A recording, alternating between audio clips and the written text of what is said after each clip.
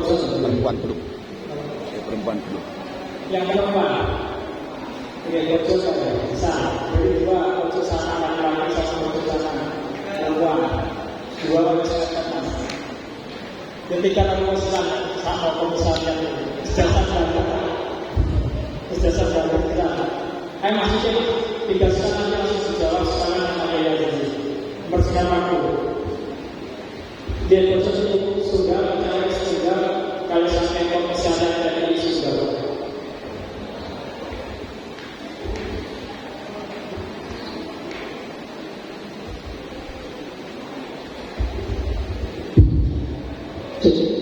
Assalamualaikum warahmatullahi wabarakatuh. Nama saya Maulana Wali Ibrahim. Saya peserta umum dari Ponpes Tuban, Pondok Pesantren Notori Makassar. Jauh-jauh dari Kabupaten Tuban ke sini karena jujur kami sangat ngefans sekali dengan Bapak Haji Rasulullah.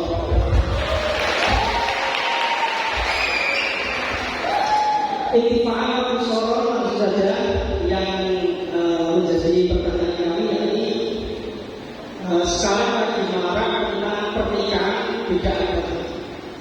Nah, dalam kitab-kitab yang kami kaji di pesantren ini istilahnya menggunakan kitabnya, sehingga non-muslim yang dikatakan dalam kitab itu orangnya kuat. Nah, sekarang yang marak adalah orang nikah beda agama yang di luar Islam itu justru akan, sehingga nanti kalau dalam konsep pernikahan nasab itu kan ikut pada ayah. Nah, kalau tadi Pak Haji mengatakan bahwa dalam permasalahan negara bisa dikatakan sah karena sudah sebagai warga negara. Dalam permasalahan orang tadi meskipun dalam Islam sudah dikatakan belum diangkat ke pengadilan, belum bisa dikatakan terhadap seperti itu. Nah, untuk menyikapi nikah yang beda agama di sini, yang laki-laki ini non muslim, yang perempuan ini muslimah. Ini bagaimana? Dalam negara bangsa, tapi nanti dalam taraf hukum Islamnya itu, seperti halnya aktivitas ketika malam Jumat. Ini nanti juga bagaimana kan gitu. Kalau tidak sah juga nanti efeknya akan menjadi apa kan seperti ini. Nah, mungkin hanya ini saja yang kami sampaikan. Afwan mengamalnya kalau ini. Assalamualaikum warahmatullahi wabarakatuh. Itu yang sebetulnya masalah misalnya dari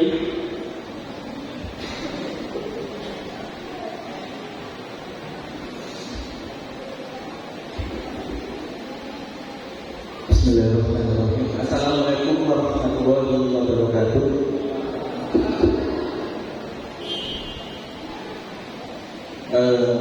Perkenalkan dari Nami Kula Muhammad Joshua dari PKN Wisma Jajah.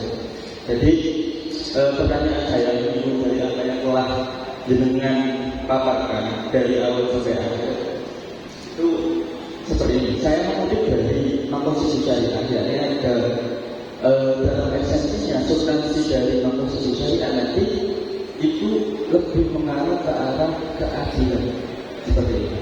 Terus kemudian bicara tentang kebangsaan, bangsa kita, bicara langsung saya spesifikkan saja, langsung ke ranah kabupaten saja. Kabupaten Tangerang sendiri itu nanti ketika kebijakan atau undang-undangan yang diletakkan oleh pemerintah kabupaten itu relevan dengan konsep Islam. Maksudnya, oke, semua masyarakat itu seharusnya, semua masyarakat lapangan itu seharusnya harusnya menikmati apa yang telah diprogramkan oleh pemerintah Kabupaten Lamongan. Tetapi pada perjalanan program kerjanya itu banyak masyarakat Lamongan yang tidak merasakan apa yang telah diprogramkan oleh pemerintah Kabupaten Lamongan sendiri. Itu bagaimana sikap atau produk dari fikih kebangsaan seperti ini. Terus yang kedua itu apakah memang benar NU adalah sebuah negara di dalam negara? Itu yang kedua. Terima kasih. Negara. Yang kedua, apakah memang benar NU adalah sebuah negara di dalam negara? Terima kasih. Assalamualaikum warahmatullahi wabarakatuh.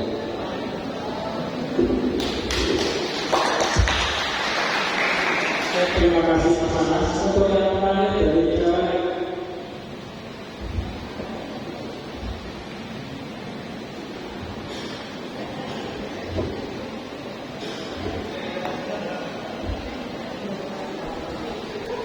ini Mas Ajisnya. Assalamualaikum warahmatullahi wabarakatuh. Waalaikumsalam warahmatullahi wabarakatuh. Ini pun namun nyampe akan pesan. Yang pertama, dalam halaman 30-31, dalam hadis itu kan satu sisi kita disuruh patuh sama pimpinan. Dalam sisi yang lain kita harus berpegang teguh dengan sunnah Rasul dan khulafaur rasyidin. Lalu pertanyaannya, lebih tinggi mana antara hukum fikih dengan hukum perundang-undangan Indonesia? Bagaimana sikap kita sebagai orang Muslim sekaligus warga Indonesia? Yang kedua, dalam paparan tadi dan seakan-akan sangat menjunjung tinggi toleransi. Ada satu kumpulan yang mengajarkan bahwa sholat itu tidak perlu dengan fi'liyah, amaliyah itu. Yang penting ingat itu sudah cukup dalam ajaran itu. Sudah ada tuntunan dari pemerintah juga untuk mengingatkan, tapi kumpulannya masih ada dan jamaahnya banyak besar. Lalu bagaimana sikap kita menanggapi itu? Assalamualaikum warahmatullahi wabarakatuh.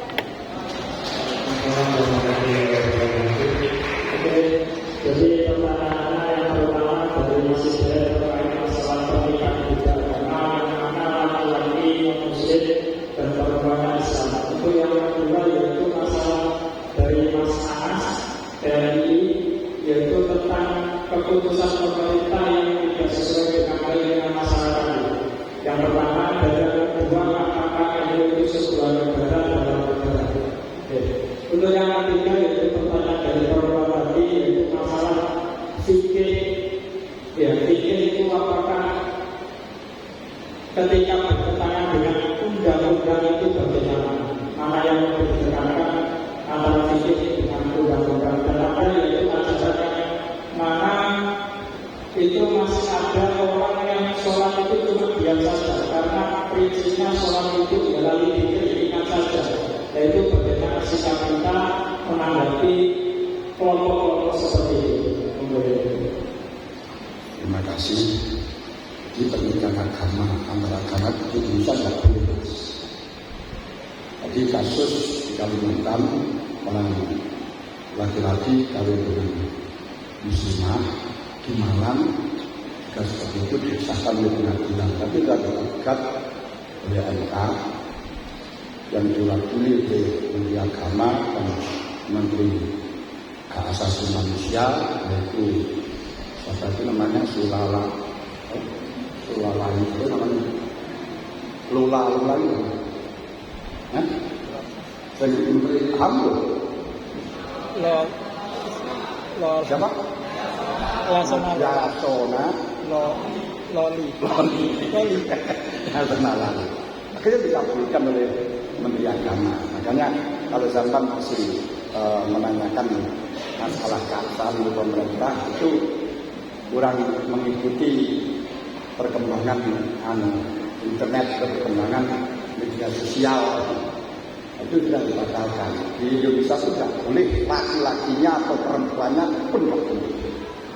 Dan itu sudah sesuai dengan ajaran Islam. Jadi jangan menyampuradukan antara agama.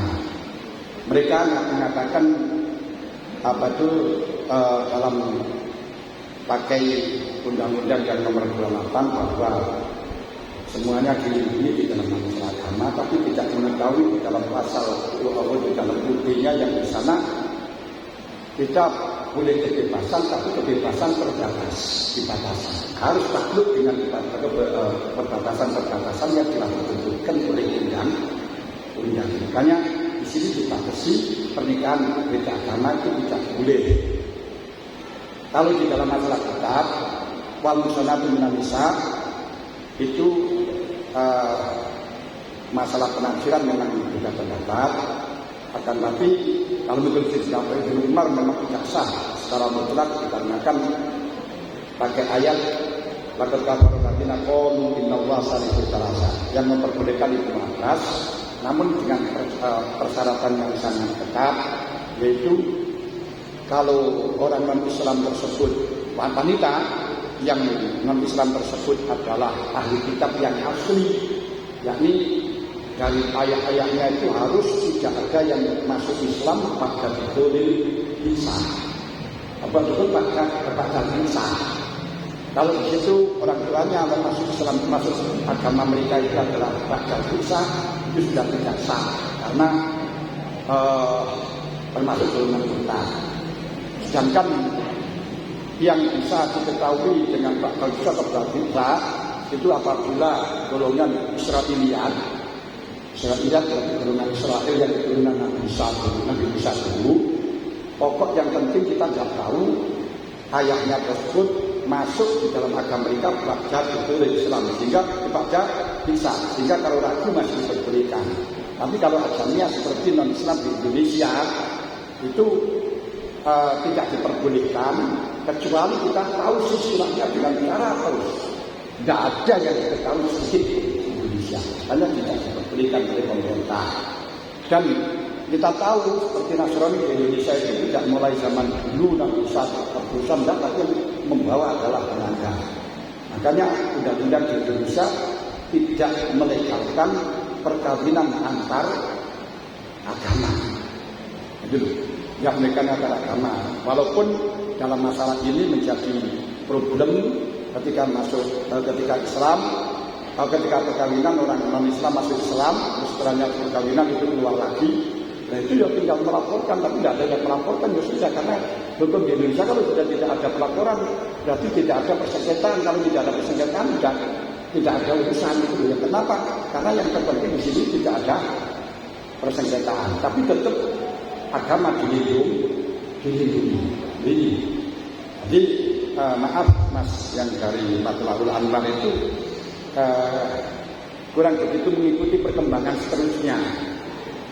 Memang keputusan yang pertama yang heboh itu yang pengadilan di Malang dan pengadilan di Pontianak yang melegalkan hanya 2 itu. Tapi sudah digugat itu sudah dibatalkan, itu tetap mengacu undang-undang yang tidak memperbolehkan.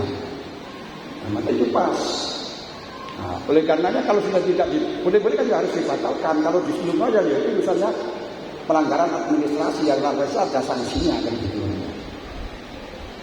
Lalu masalah-masalah ketampungan yang tidak ikut dengan pemerintah karena dianggap tidak sesuai dengan syariat, misalnya tidak boleh, kita itu harus taat kepada pemerintah.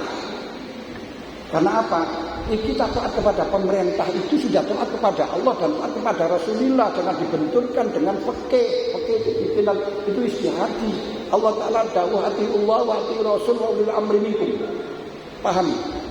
Hati Allah Ta'ala kepada Allah, setelahnya taat kepada Allah masih digarisi dengan wa'ati Rasul. Ini Allah sudah tahu bahwa akan ada kebijakan-kebijakan dari Rasul yang tidak sama, yang tidak ada di dalam kebijakan Allah.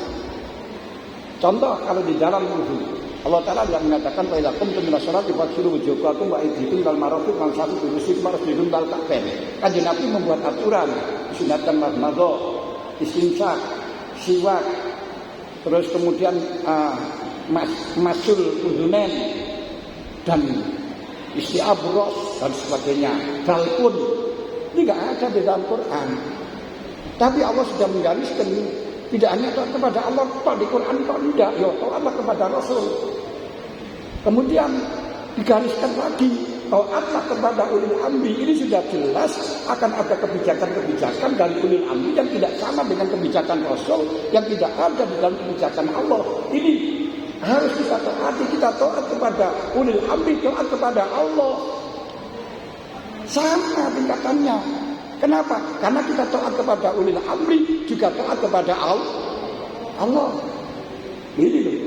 Nah yang mengatakan lebih tinggi mana itu orang yang tolol itu, gak tahu tentang kedudukannya wa atiur rasul, wa ulil amri. Dianggap berbeda. Dalam konteks fikih kita tahu bahwa untuk atiur rasul, ulil amri, selama di situ kemaslahatan amah walaupun haram, wajib kita taati dengan taat zahiran. Kalau di situ masalah amah yang tidak haram, wajib taat zahiran wa batinan. Tuhan lihat di dalam Bughyatul Mustaqsidin. Lebih baik mana Quran dengan Pancasila. Doa Pancasila itu isinya Al-Quran, jangan dibenturkan. Tidak ada relasinya ke sana. Ini bagi orang-orang yang pandai berbicara kemudian disampaikan kepada mahasiswa yang masih dungu-dungu. Mana Islam dengan gak bisa dibenturkan, itu juga perintah Islam. Kenapa? Karena kita sudah saya sampaikan tadi menjaga kerukunan, menjaga kebersatuan diprioritaskan daripada syariat, daripada taat urusan ajaran agama. Karena menjaga ajaran agama, hal itu diimplementasikan di dalam jamaah. Kalau jamaah itu imam sholat tidak melakukan tahiyat awal, ini kebijakan yang nggak baik. Tapi jangan sekali-kali kau menentang. Kok baik aku tahiyat awal sendiri, batal sholatku. Kenapa? Karena kau tidak menjaga keutuhan. Makanya disyaratkan di dalam jamaah Allah yukhalifal imam fi sunan yang takusul mukhalafah. Jangan sampai berbeda dengan imam dengan menyolok. Kalau yang tidak menyolok hanya akidah saja gak masalah. Contoh, imam gak kunut, kita kunut sendiri gak masalah, karena tidak mewujudkan perbuatan yang berbeda dengan imam. Tidak, dengan imam sama-sama melaksanakan iktidal. Begini loh. Nah, kemudian kalau di situ jelas imamnya salah, misalnya salat zuhur sudah 5 rakaat atau berdiri. Loh, imam yakin itu masih 3, silakan berdiri ke 4 ikut imam. Kita gak boleh, gak bisa menyalahkan. Kita yang yakin masih 4, sudah 4 jangan ikut. Tapi gak usah kita berontak, gak usah kita mufaroqah. Kalau mufaroqah di dalam batin saja, jangan sampai berteriak-teriak saya mufaroqah, batal. Ini batal. Diam, kita tunggu nanti sampai imam saja, lalu nanti kita bersama-sama sampai masa uji berlaku, yaitu salam bersama sampai reformasi. Ini sudah diajarkan pada kita. Terus jangan dibenturkan Pancasila dengan Al-Quran lebih tinggi mana. Itu bukan urusannya, masalah bukan bandingannya. Kalau kamu katakan kamu dengan ketek lebih baik mana, tidak bisa. Tidak bisa loh, manusia kalau dibandingkan dengan ketek. Itu bukan, tapi ketek juga punya hak. Manusia juga punya hak, jangan terus dibandingkan. Ini narasi-narasi yang dibangun oleh teroris untuk mengelabui kepada anak-anak mahasiswa yang pengetahuan agama yang masih minim, yang akhirnya digunakan untuk mencuci otak, yang akhirnya berani bom bunuh diri sampai masuk ke kantor polisi dan sebagainya itu. Bukan, Masya Allah, ini. Sudah Pak, tapi kalau mahasiswa yang di dalam Nahdlatul Ulama, insya Allah sudah diajarkan dengan masalah Islam kebangsaan dan sebagainya, enggak ada yang ini sangat penting sekali.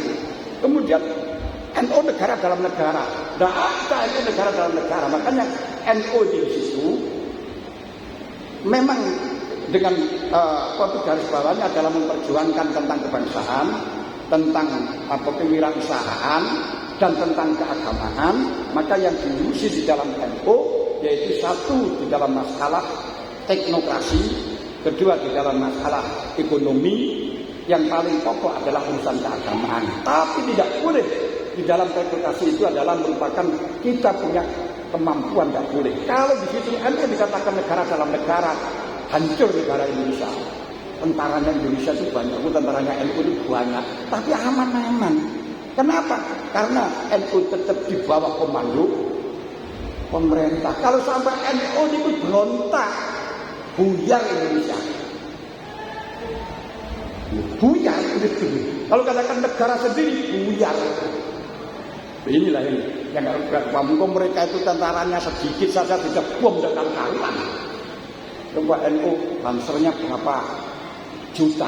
Nggak ada. Yang terus berontak terus melanjutkan. Makanya luar negeri itu heran dengan NU yang punya tentara yang begitu besar, militer yang besar, tapi aman. Kenapa? Ini sebagai kerjasama komando mendukung program pemerintah, mendukung berdirinya negara kesatuan Republik Indonesia agar negara Indonesia tetap aman. Perlu adanya bantuan-bantuan yang semacam ini.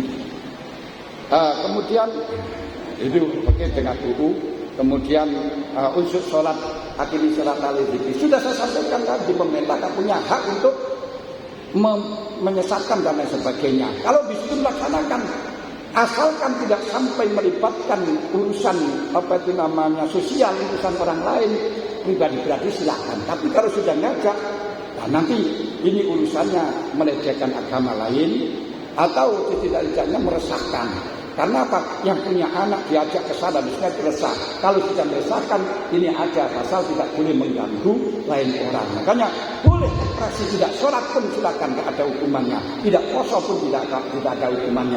Tapi jangan sekali-kali yaitu melanggar hak asasi orang lain.